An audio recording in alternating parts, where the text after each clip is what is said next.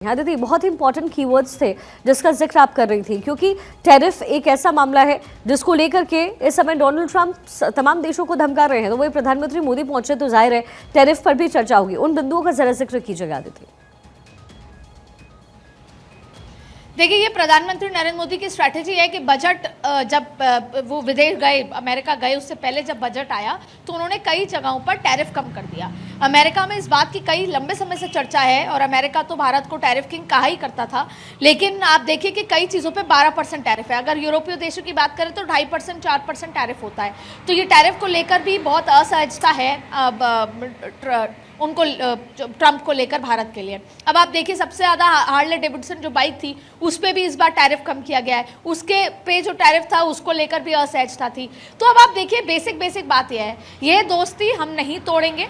इस दोस्ती के पीछे हम अपने बिजनेस को बढ़ावा देंगे। उस बिजनेस में कई जगह भारत को झुकना होगा और कई जगह ट्रंप से उम्मीद है कि वो बैकफुट लेंगे। हाँ। और एग्जिम्ट कहीं ना कहीं उनको भारत को कई लिहाज से करना होगा और वो डिपेंड करता है विदेश नीति भारत की। ऐसे में देखिए, भारत ने जाने से पहले ही अपना एक ट्रेलर दिखा दिया। उन्होंने कई ऐसी चीजों पर टैरिफ कम किया है, लेकिन ट्रंप अभी भी कई मुद्दों पर टैरिफ कम करना चाहेंगे।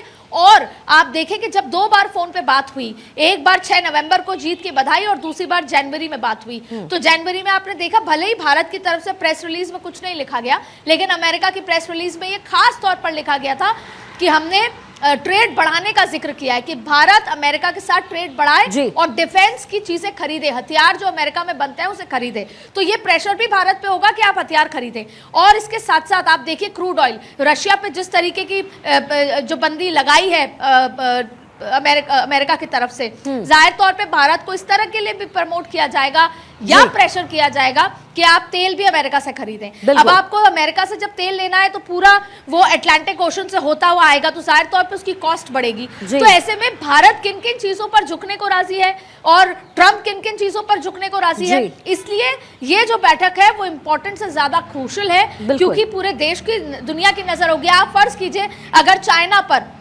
उन्होंने बहुत बड़ा टैरिफ लगा दिया अमेरिका ने, तो चाइना क्या करेगा? सस्ते में माल भारत में भेजने लगेगा। तो सस्ते में अगर भारत में भेजेगा तो भारत की जो बड़ी कंपनीज हैं, जो इकोनॉमी में इन्वॉल्व है उस साइकिल में, उनको नुकसान होगा। तो भारत अपनी इकोनॉमी के साथ अनस्टेबिलिटी नहीं कर सकती। तो इस समय ट्रंप के बाद पूरे विश्व की इकोनॉमी अनस्टेबल है, अभी प्रिडिक्टेबिलिटी नहीं है। तो ऐसे में जो ये बैठक आज रात को 9 से 12 के बीच में होगी, उसमें ट्रेड और उसके रेगुलेशंस और भारत किस जगह पर टैरिफ कम बढ़ाएगा या अमेरिका टैरिफ के लिहाज में भारत को कितना लिहाज देता है, ये उस दोस्ती, पर्सनल दोस्ती पे निर्भर करता है।